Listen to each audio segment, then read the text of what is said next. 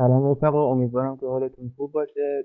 همونطور که توی ویدیوی آموزش مقدماتی پایتون بهتون گفتم، اونجا دو تا تمرین بهتون دادم. یکی طراحی ماشین حساب و یکی هم طراحی یه نرم افزار کتابخونه که حالا من تصمیم گرفتم نرم افزار کتابخونه رو بیام اینجا براتون حل تمرین بکنم تا اگر مشکلی ابهامی چیزی دارین و مبحثی رو یاد نگرفتین به خوبی خب یادش بگیرین و بتونین ازش استفاده کنین. بریم سراغ آموزش.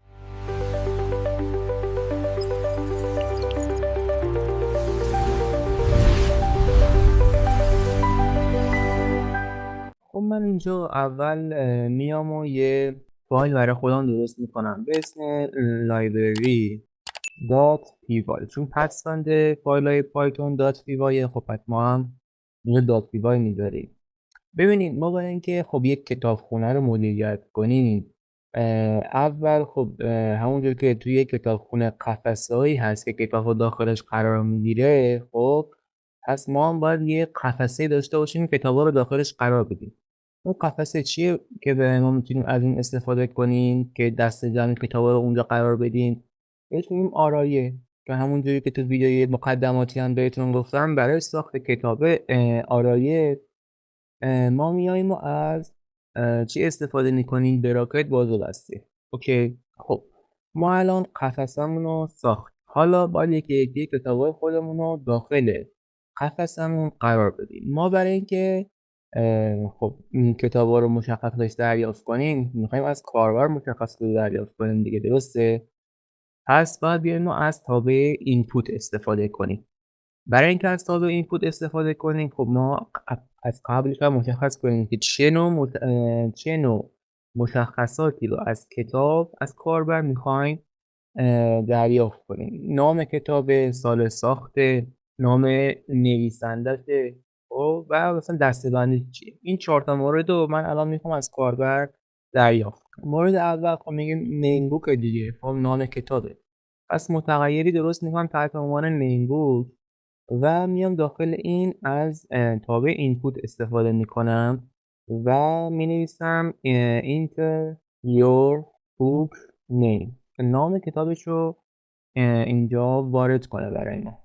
نام کتاب رو که گرفتیم میایم و میگیم که خب نام نویسندش دیگه، سازندش creator name، که اینم رو قرار میدم با تابع اینپوت و میگیم که enter creator book name.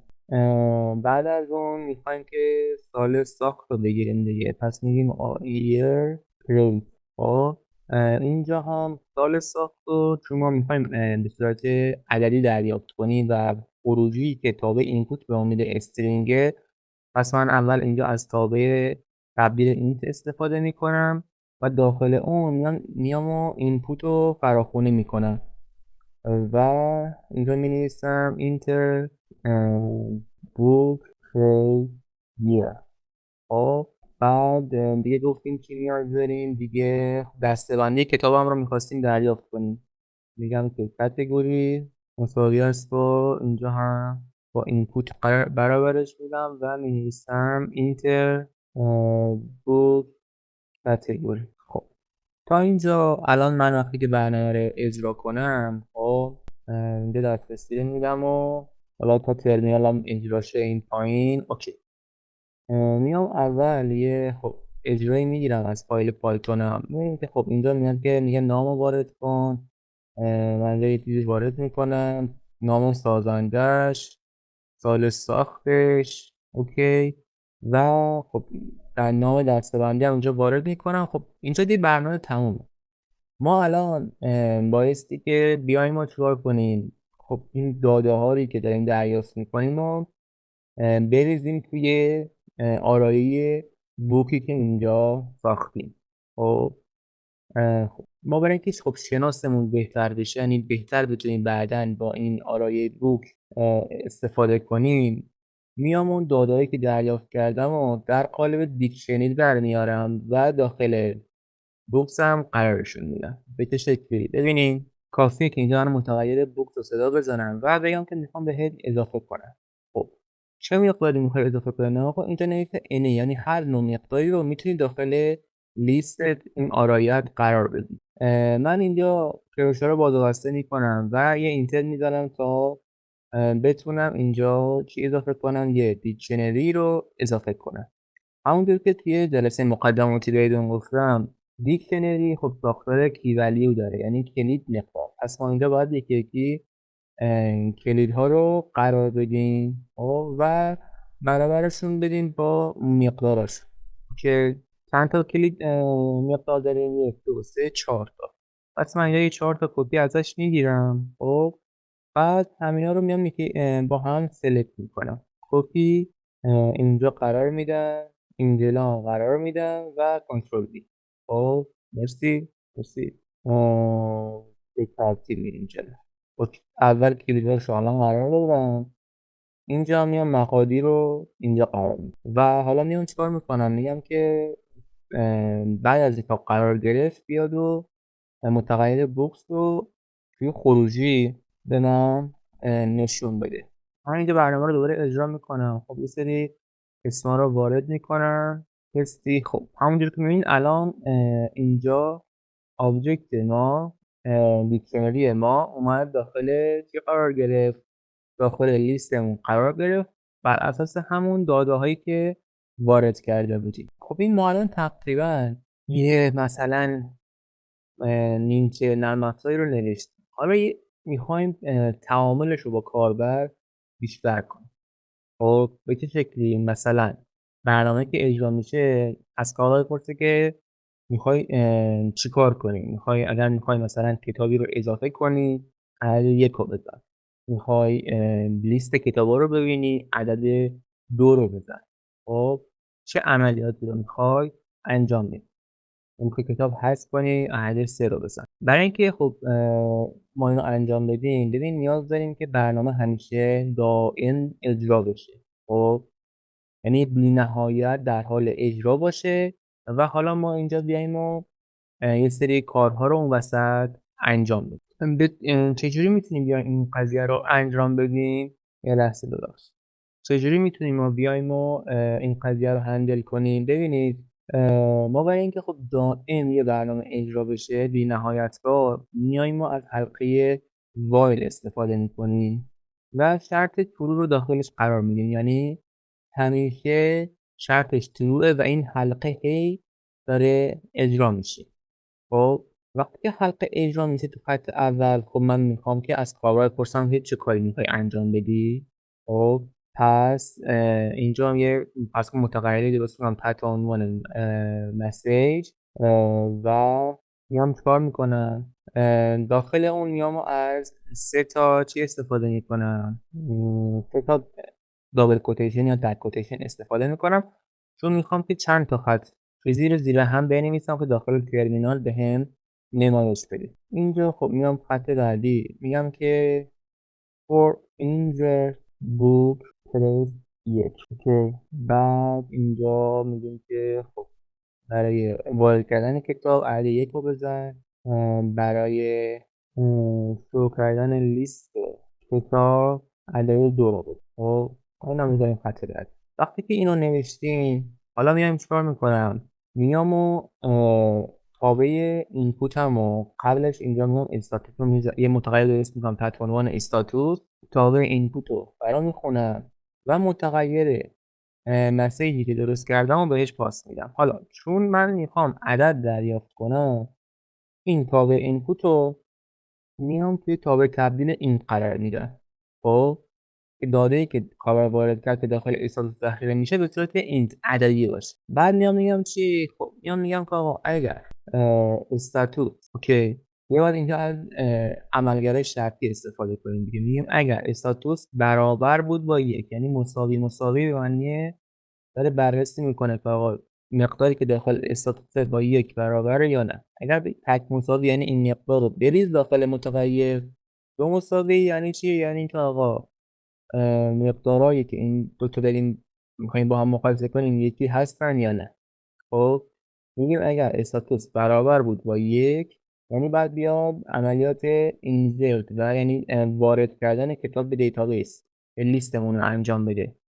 که برای این کار خب ما اومدیم و قبلا اینجا کدش رو نوشتیم دیگه، درسته؟ من همین رو میام کات میکنم و اینجا زیر F قرار میدم. دقت کنید ببینید من اینجا فقط خط اولم قشنگ اومد زیر بلاک S قرار گرفت و خب پررنگ شد، ولی خطهای دیگه هم اینجوری نیست. برای اینکه خب اینجوری بشه و زیر F قرار بگیره و درست اجرا بشه کلش رو انتخاب میکنم و با استفاده از کلید تب میام و زیر بلوک S قرارش میدم.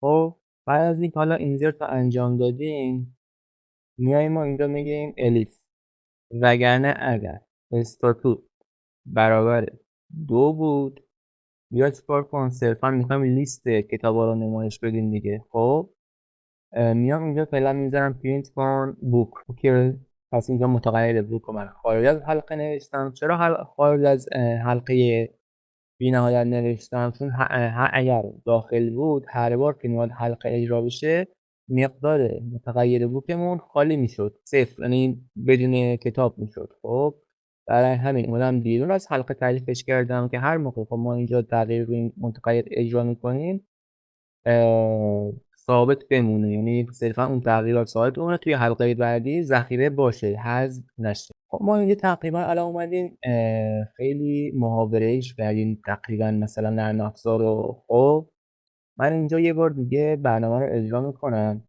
خب نوشته که برای اینکه کتابی رو وارد کنی 1 رو بزن، برای اینکه لیست کتابا رو مشاهده کنی 2 رو بزن. من اینجا 1 رو وارد میکنم.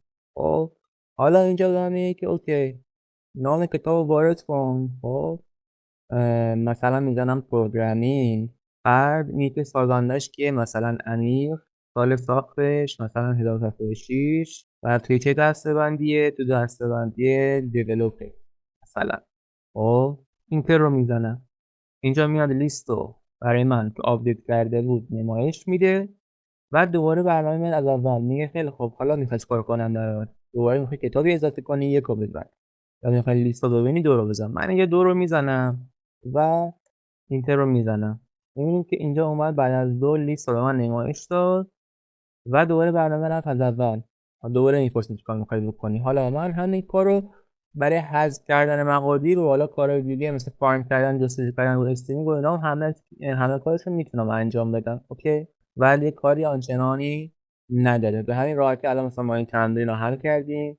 این تمرین اومد در مورد حلقه با ما بحث کرد، یعنی حلقه ها رو از ما پرسید که چجوری باید حلقه بنویسیم، که ما گفت چجوری با لیست کار کنیم، چجوری با دیکشنری کار کنیم، چجوری از تابعهای تبدیل استفاده کنیم. حالا تبدیل اینتو ما اینجا استفاده کردیم.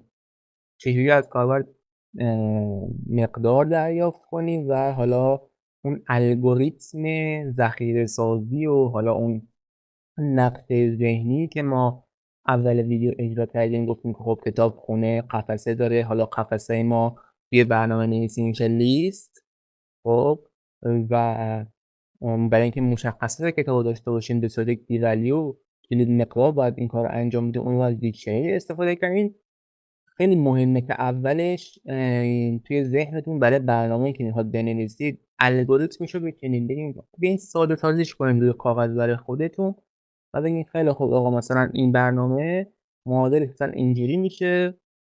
بیام حالا بنویسم خب اول باید مقدار از کاربر دریافت کنم، بعد این کار کنم، اونجوری برم جلو دادا رو ذخیره کنم و به این نگاه. خب رفقا خیلی ممنون که تا اینجا ویدیو همراه ما بودید.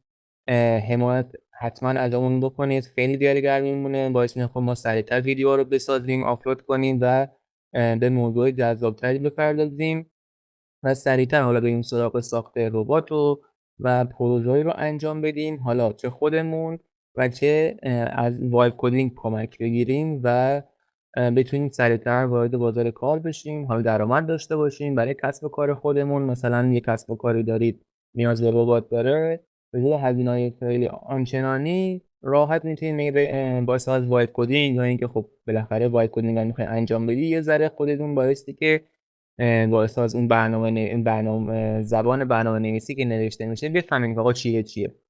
بیاین و خودتون یه وقت بذارید 2 روز 3 روز اون ربات رو بنویسید، پابلش کنید و حالا هم صرفه‌جویی میشه، هم خودتون یه مهارت یاد گرفتید، هم به کسب و کارتون کمک کرده.